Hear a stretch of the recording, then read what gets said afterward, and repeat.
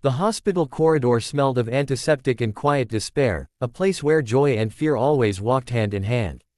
Outside the maternity ward, nurses moved briskly, their soft shoes whispering against the polished floor, while new fathers paced with nervous smiles and trembling hands. Inside one of the rooms, a young woman lay exhausted on the narrow bed, her face pale, her dark hair damp against her forehead. She had given birth only hours earlier, her body still aching, her heart still racing with the overwhelming reality of becoming a mother. The tiny bundle sleeping beside her was proof that she had endured it all, alone. She had hoped, foolishly perhaps, that things would be different now.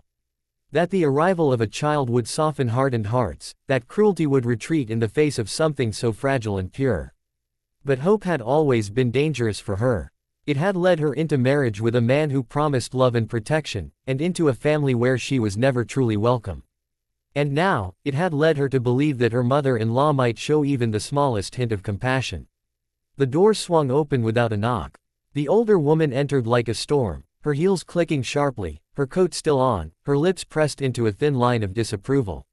Her eyes flicked briefly toward the newborn, not with wonder or tenderness, but with calculation. Then they settled on the young mother, cold and unyielding. "So," she said, folding her arms, "you're still here." The young woman tried to sit up, wincing as pain shot through her body. "I just gave birth," she replied quietly. "The doctors said I need to stay at least another day." Her mother-in-law snorted. "Doctors say many things. You've already caused enough trouble. My son doesn't need more shame attached to his name." Shame. The word hung in the air like poison. The young woman swallowed hard. She had heard it before, whispered behind her back, spoken loudly enough to hurt but softly enough to deny. She had been blamed for everything: the failing marriage, the arguments, even the distance her husband had created by choosing his mother's approval over his wife's dignity. "You can't just throw me out," she said, her voice trembling now. "I have nowhere to go. And the baby? The baby will be fine," the older woman interrupted sharply. "As for you, that's not my problem. You're no longer part of this family. You never were, if I'm being honest." Tears welled in the young woman's eyes, but she refused to let them fall. Crying in front of this woman had never helped before. It only fueled her sense of victory. She glanced down at her child, at the tiny fingers curled so trustingly, and felt a surge of protective resolve. Whatever happened, she would not let her child grow up believing cruelty was normal. "I'm his mother," she said softly. "No one can take that away from me." The mother-in-law stepped closer, her shadow looming. "Don't be dramatic. You chose the wrong path, married the wrong man, and now you're paying the price. You're like a traveler running to the wrong station, hoping the train will magically take you where you want to go. Life doesn't work that way." Before the young woman could respond, the door opened again. This time, the sound was different. Slower. Deliberate. Both women turned. A tall figure stood in the doorway, framed by the sterile white walls. The air in the room seemed to shift, as if something unexpected had entered, something that did not belong to the cruel script that had been playing out so predictably. The mother-in-law's confident posture faltered, just slightly. "I think that's enough," the newcomer said calmly. The older woman's eyes widened. For the first time, she seemed unsure. "What are you doing here?" she demanded. "I came to see my granddaughter," the visitor replied, stepping inside. "And to make sure my daughter is safe." The young woman stared in disbelief. Her father stood before her, his face lined with worry and determination. She hadn't told him everything, not wanting to burden him, not wanting to admit how bad things had become. But somehow, he had known. Or perhaps he had simply decided that silence was no longer acceptable. "You have no right to interfere," the mother-in-law snapped, recovering some of her sharpness. "This is a family matter." He met her gaze without flinching. "Exactly. And she is my family." For a moment, no one spoke. The baby stirred softly, a tiny sound that seemed impossibly loud in the tense silence. Nurses passed by outside, unaware that a quiet war was being fought in this small room. "You can't just barge in and take over," the older woman said, but her voice lacked its earlier authority. "My son. Your son made his choices," the father replied evenly. "And so did you. But you will not intimidate my daughter, especially not after what she's just been through." The mother-in-law opened her mouth to argue, then closed it again. Words failed her. The certainty she had carried like armor cracked under the weight of unexpected resistance. She had always relied on fear and isolation, on the belief that no one would stand up to her. Seeing it challenged left her momentarily speechless. The young woman felt something loosen inside her chest. It wasn't triumph or revenge, just relief. She was no longer alone. Someone had come for her, not because they wanted control, but because they cared.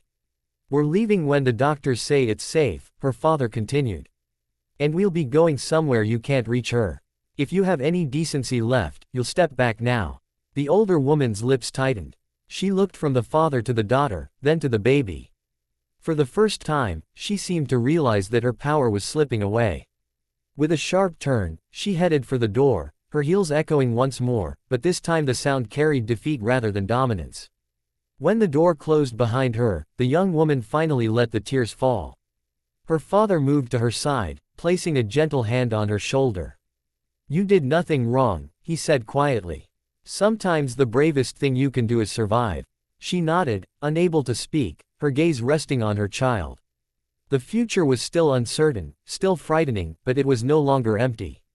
Somewhere beyond the hospital walls, a different life waited for them, one built not on fear, but on the simple, powerful truth that love could still show up when it mattered most. The night had settled heavily over the hospital, wrapping the building in a dull, humming silence broken only by distant footsteps and the rhythmic beeping of monitors. In the maternity ward, lights were dimmed, but sleep refused to come easily. A young woman lay awake on her bed, staring at the ceiling, every muscle in her body sore, every thought tangled between pain, fear, and fragile hope. Beside her, in a clear plastic crib, her newborn slept peacefully, unaware of the storm that had surrounded her arrival into the world. Just hours earlier, the birth had been difficult. There had been moments when the young woman feared she might not have the strength to endure it, moments when she had whispered prayers through clenched teeth. No husband had held her hand. No comforting voice had whispered encouragement. She had been alone with strangers, drawing strength from somewhere deep inside herself. When the baby's first cry finally filled the room, relief had washed over her like a wave, and for a brief moment, she believed that everything else no longer mattered. But reality had a cruel way of intruding. The door opened sharply, and the fragile peace shattered. Her mother-in-law entered without hesitation, her expression tight, her eyes scanning the room with barely concealed irritation. She did not greet the new mother. She did not ask about her health. She barely glanced at the sleeping child. "You should be getting dressed," the older woman said coldly. "You're leaving tonight." The young woman blinked, certain she had misunderstood. "Leaving," she repeated softly. "I'm not allowed to leave yet. The nurses said." "I don't care what the nurses said," her mother-in-law snapped. "You've stayed long enough. People are already talking. This whole situation is embarrassing." Embarrassing. The word struck harder than any slap. The young woman felt her throat tighten. She shifted painfully, instinctively reaching toward her baby. "This is your grandchild," she said. "How can you talk like this?" The older woman scoffed. "Don't try to manipulate me. You trapped my son, and now you want sympathy. You were never right for this family." Years of humiliation rushed back in an instant. The subtle insults disguised as advice. The constant comparisons to other women who were more suitable. The way her husband had slowly grown distant, choosing silence over confrontation, obedience over love. She had endured it all, believing patience might one day be rewarded. "Please," she said quietly. "I just need time. For the baby." "You should have thought of that earlier," her mother-in-law replied. "You ran toward a life that was never meant for you.